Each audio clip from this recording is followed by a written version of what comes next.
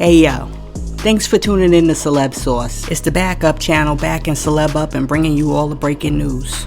An interview with We Sound Crazy from last October has recently resurfaced online, and in the video, gospel music veteran Kim Burrell shares details about a conversation that she had with Jay-Z where he confided in her and told her details about his marital problems that he was having with Beyonce. According to Kim, Jay told her that when the couple's marriage was in its darkest years, Bey blasted Burrell's music throughout the house to lift her spirits. Kim also said that there was even one incident where Bey allegedly locked herself in her room for like 11 hours, playing nothing but Kim's music, only to come out renewed and refreshed and ready to repair the relationship. According to Kim, that's why Jay wanted to meet her, because he said he just had to meet the woman who helped lift his wife's spirits. Kim said, quote, "So I flew to him. He was in the studio at the time making 444, and we sat and we talked for about 4.5 hours about things that were so intimate that I would never ever share, and that's why he goes on my Mount Rushmore, because of our personal encounter." End quote. Listen, I got 3 things to say about this whole situation. 1, I fully believe that Jay told Kim that story in confidence, which means that he expected her to be a confidant. And a confidant is a person with whom you share a secret or a private matter, trusting them not to repeat it to others. 2, if you really want to keep a secret, don't share it with others, because you can't expect somebody to keep the secret for you that you can't even keep for yourself. And 3, who really cares whether Bey locked herself in a room for like 11 hours listening to Kim Burrell? Why? Because she's a woman, she's a human, she has feelings. She's not a robot that sings. And she's not the first person, nor will she be the last person to lock herself in a room listening to some music trying to get a little clarity of thought. Listen, let me know what you think about your girl Kim Burrell. Did she have a right to share that story? Let me know in the comments. Now, check it out. Remember when your boy Ray J did his last verses and he sung One Wish and we were all wishing the same wish, which was we wish that he would stop singing? Well, now Ray J wants a VERZUZ rematch with Sammy, Pleasure P and Bobby V. Ray J said, quote, "Listen, everybody talking about they get back on VERZUZ. I want my get back. You know what I'm saying? Can I get my get back, Sammy? Can I get my get back, P? Even Bobby Valentino, you switched sides, fam. When I look back, you was on they side. I know y'all all from the A, but god darn, we supposed to be a team. Y'all back there singing my songs and ish, throwing me off." End quote. Ray J went on to say that the first time around, his vocals were off because he was drunk on the Casamigos and he had rehearsed too much. Ray J said, quote, "I over-rehearsed, I learned from what I did wrong and I want my get back too. Can y'all run me my get back? I'm ready for my get back right now. Where we at? I done drink my tea. Pops done got me right. You feel what I'm saying? Brandy got me strong mentally. What y'all ninjas want to do? Run it back." End quote. Look, maybe Ray J should just let sleeping dogs lie. Because if he jumps up on that stage and he sounds like a cat on a hot tin roof again, I don't know if there's any coming back from that for Ray J. I don't know. You know what they say, you never get a second chance to make a first impression. So, does your boy Ray J deserve a second chance? Let me know what you think in the comments. And while you're down there making a comment, be sure to like and subscribe to the channel. Now, peep this. The other day, Chris Rock's brother Tony was on Big Boy's Neighborhood, and while he was there, he discussed the ongoing feud between his brother and Will Smith. According to Tony Rock, when Will said that he quote-unquote reached out to Chris and the message came back that he was not ready to talk, Will was lying, and that apology tour that he made online was just for show to save face. When talking about Will, Tony said, quote, "I think like 2 nights later, he said I reached out to Chris and he didn't want to talk. That wasn't true." End quote. Tony went on to say that if Will really wanted to make amends, he knows how to reach him. Tony said, quote, "My phone number never changed, so I just thought I'd get a phone call one day like, hey, let's just you and I just talk. It hasn't happened, so I guess it's not gonna happen." End quote. Okay, so here's my thing.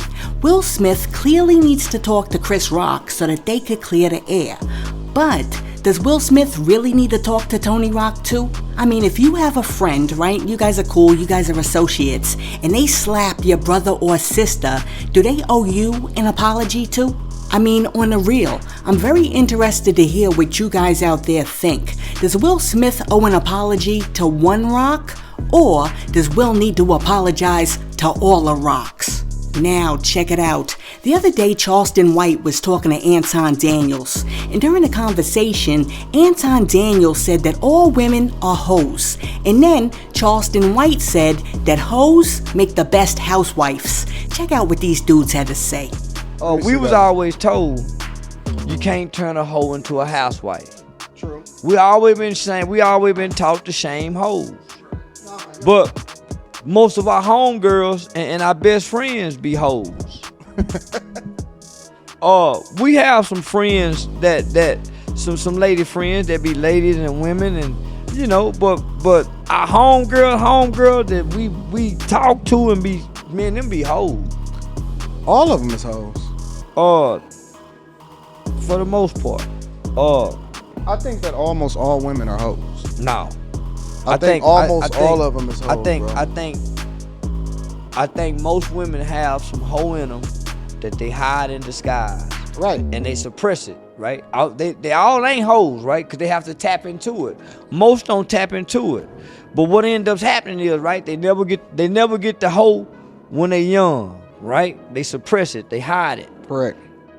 Man, when they get to live it, man, ain't nothing like a hoe who knows she a hoe, who embrace hoe. Boy, that's a woman really living her truth with no regrets. That's the woman that the men like, though. Yeah, them the ones we look to marry. Them the ones that make the best housewives. I can't with these dudes. First off, let's set the record straight. All women are not hoes. A hoe is a sexually promiscuous female, and a sexually promiscuous female wants to have sex with a whole bunch of different dudes on a casual basis. And as a matter of fact, many women out there don't even want to be laying down with more than one person at a time. So I swear, I don't understand where these dudes get this stuff. I mean, I think what happens is a lot of dudes spend their time around certain types of chicks, and then they assume that all chicks are the same. And nothing could be further than the truth, because women are on a spectrum. You have your nuns on one end, and you got your thoughts on the other, and most women fall somewhere in the middle. And for all of those men out there who love to say things like every woman's a hoe, I got a question for you. Is your mother a hoe? Why don't you think about that for a minute and then get back to me with the answer? Now, as far as like making a hoe into a housewife, I don't know. I would need you dudes out there to tell me, is Charleston White right? Do hoes make the best housewives? Let me know in the comments. And while we're talking about how women get down in the bedroom, I might as well tell you this next story. The other day, Cardi B jumped online and called out women like Larsa Pippen who claim that they're having sex multiple times a day.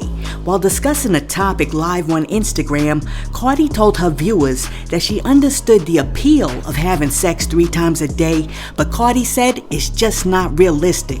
Cardi said, quote, "You practically telling the world that your man is on drugs. Your ninja's on drugs. Your man is on drugs. Cause there ain't no way. If your man wanna have sex with you 4 or 5 times a day and we do that every day, girl, your man is on perks or your man is trying to convince himself that he likes pee. This is not a flex. Go stitch your pee up. Your man is sick." End quote. Listen, I can't even believe some of the stuff that comes out of Cardi's mouth. But while Cardi was going live, people were going crazy in the comment section. And one person said, quote, "There's no way people working 9 to 5 with kids are effing 4 times a day. It's just that simple." End quote. Another person said, quote, "I like sex as much as the next person, but sometimes out of the day, you need me time. I just don't see it." End quote. And then after that, another person came through and said, quote, "If they getting it in 4 to 5 times a day, who in the hell got a job? Cause the math ain't mathin'." End quote. You know what? While we're talking about math, I'm about to give you some numbers that's gonna blow your mind. According to a 2017 study in the Archives of Sexual Behavior that looked at the behavioral data collected on adults that have sex in America, adults in their 20s have sex on average of 80 times a year, which is roughly once every 5 days, and adults in their 60s have sex an average of 20 times a year, which is around once every 18 days. And based on the people who were studied in the study, the average amount of time that it takes for a couple to do ranges from 33 seconds to 44 minutes, which means that the average time that it takes for the average American to get it in from start to finish is only 5.4 minutes. So, if you really do the math, some of these people who are running around talking about, yeah, I was doing it 4 times a day, they might only been in that bedroom for like 20 minutes. And that's calculating all 4 sessions. Listen, let me know what you think about your girl Cardi in the comments. And hey yo, thanks for tuning in to Celeb Source, your source for celebrity news. Be sure to like and subscribe to the channel. Peace.